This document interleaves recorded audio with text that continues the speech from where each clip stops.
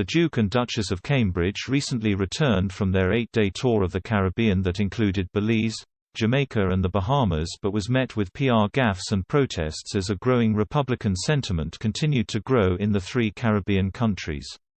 But Loose Women panel member, Jane Moore, has suggested that had Prince Harry and Meghan Markle visited the Commonwealth there would have been a different outcome. While Prince William and Kate Middleton were met with a warm reception and much fanfare from members of the public, politicians, including Jamaica's Prime Minister Andrew Holness, used meetings to make clear in public they will push for the island to be a republic with a referendum this year. There was also a protest outside the British High Commission by Republicans also demanding slavery reparations from Britain and the royals.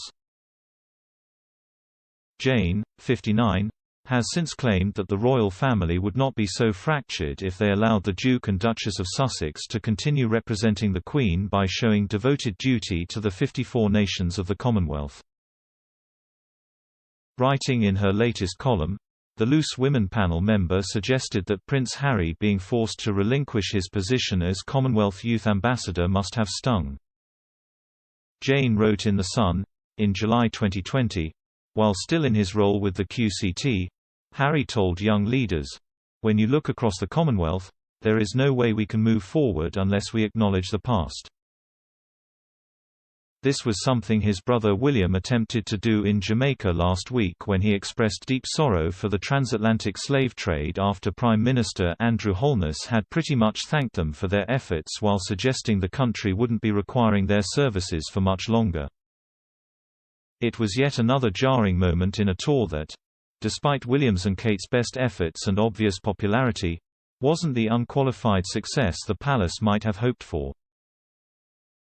The ITV favourite went on to say that Prince William sporting military regalia while standing atop a Land Rover was considered by some critics as old-fashioned, and she also addressed the photo captured the Cambridges shaking the hands of the public through a metal fence, which was met with criticism after a social media storm.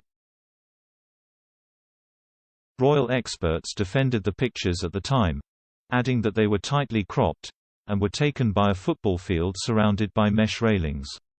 The burning question is, if it had been Harry and Meghan in Jamaica, would the outcome have been different? Jane quizzed. The answer, I believe, is yes. The ITV broadcaster recalled the Sussexes' 10-day trip to South Africa in 2019, where she suggested the couple had adopted a more modern outlook using the example of Meghan standing on a tree stump and speaking candidly with the women in the Nyanga township. She commented, "The crowd went wild, and one can only assume that had she and Harry adopted the same approach on a tour to Jamaica, the reaction may well have been the same." Jane suggested that had the Queen considered Harry's suggestion to continue his role with the Commonwealth, many Jamaicans may have pressed pause on their desire to become a republican state and remove Her Majesty as their head. She concluded, "If the Sussexes had been kept under the royal wing in the Commonwealth role they asked for, then the Cambridges could happily have stayed home with the kids. Harry would still feel wanted and the royal family might not be as fractured as it is today."